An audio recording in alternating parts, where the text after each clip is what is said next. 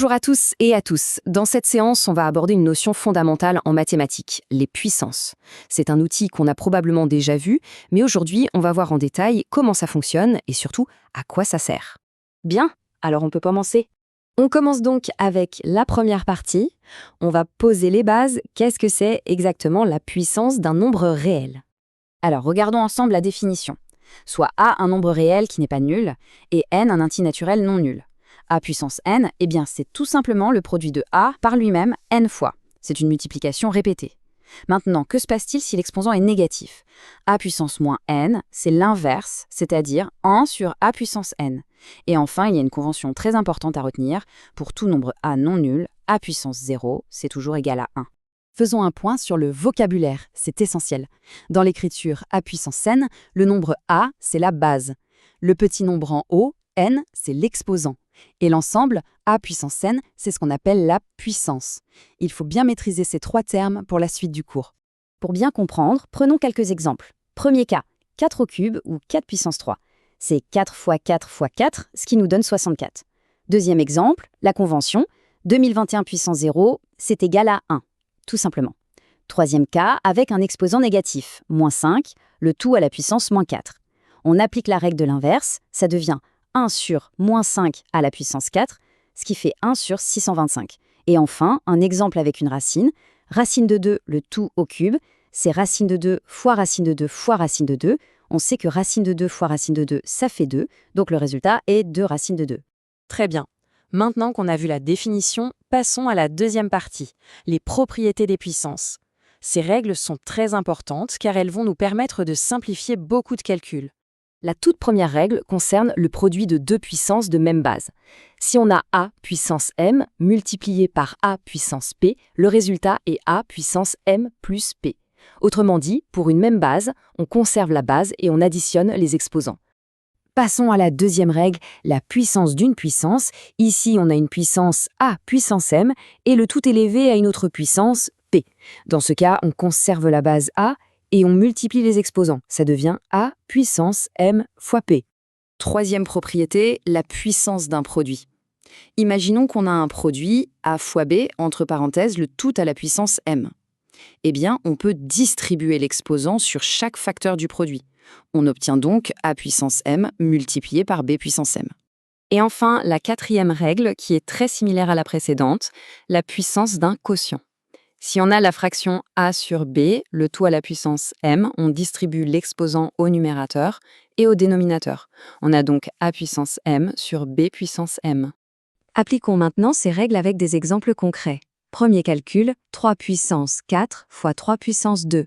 On a la même base, 3, donc on additionne les exposants. 4 plus 2, ça fait 6.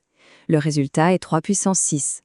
Deuxième calcul, 5 au carré, le tout au cube. C'est une puissance de puissance, on multiplie donc les exposants. 2 fois 3, ça fait 6. Le résultat est 5 puissance 6. Dernier exemple, 2 fois 3 entre parenthèses, le tout à la puissance 4. C'est la puissance d'un produit, on distribue le 4. On obtient 2 puissance 4 fois 3 puissance 4. On passe maintenant à la troisième partie, un cas particulier très important, les puissances de 10. Elles sont fondamentales, notamment en sciences, comme on va le voir juste après. Commençons avec les exposants positifs. La règle est très simple. 10 puissance m, c'est le chiffre 1, suivi de m0. Prenons un exemple pour illustrer.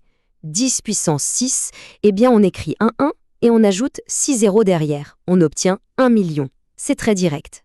Maintenant, voyons le cas des exposants négatifs. La règle est la suivante. 10 puissance moins m, c'est un nombre décimal, 0, quelque chose, où le chiffre 1 est le m-ième chiffre après la virgule. Par exemple, 10 puissance moins 6. On écrit 0,000001. Si on compte bien, le chiffre 1 est bien à la 6e position après la virgule. Tout ce qu'on vient de voir sur les puissances de 10 nous amène naturellement à la quatrième et dernière partie, l'écriture scientifique. C'est une application vraiment essentielle pour manipuler des nombres soit très grands, soit très petits. Alors, quelle est la définition de l'écriture scientifique ? C'est une manière d'écrire un nombre décimal positif x sous une forme unique, a fois 10 puissance m. Il y a deux conditions importantes ici. D'abord, m doit être un entier relatif. Et surtout, le nombre a doit être un nombre décimal, tel que 1 est inférieur ou égal à a, et a est strictement inférieur à 10. En d'autres termes, a a un seul chiffre avant la virgule, et ce chiffre ne peut pas être 0.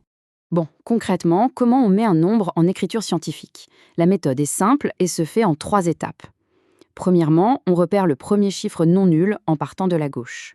Deuxièmement, on place la virgule juste après ce chiffre. Le nombre qu'on obtient, c'est notre A.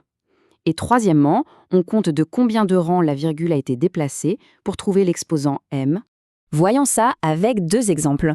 Le nombre 2 360 000, le premier chiffre non nul est le 2.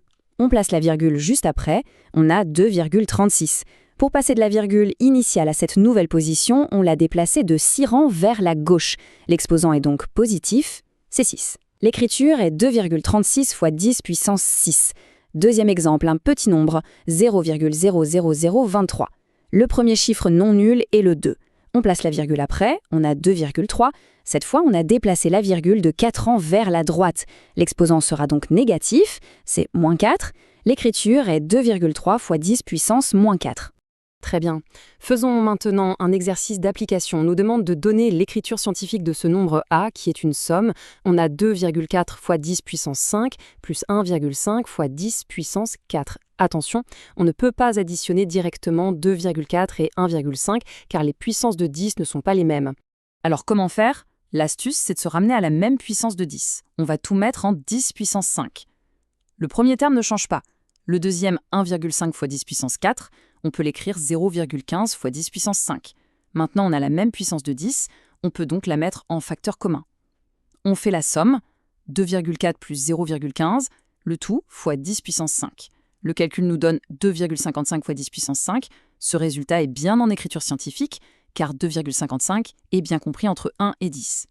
Pour conclure, il est important de comprendre pourquoi on étudie tout ça. Comme le disent les guides pédagogiques, l'intérêt pour les puissances de 10 vient de l'importance des écritures scientifiques et de leurs applications, notamment dans tous les domaines scientifiques, que ce soit la physique, la chimie ou la biologie. Ce qu'il faut retenir, c'est que l'écriture scientifique est vraiment essentielle pour comparer et calculer avec de très grands ou de très petits nombres.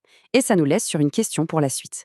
Comment peut-on comparer directement deux nombres en écriture scientifique? C'est ce qu'on verra dans une prochaine leçon.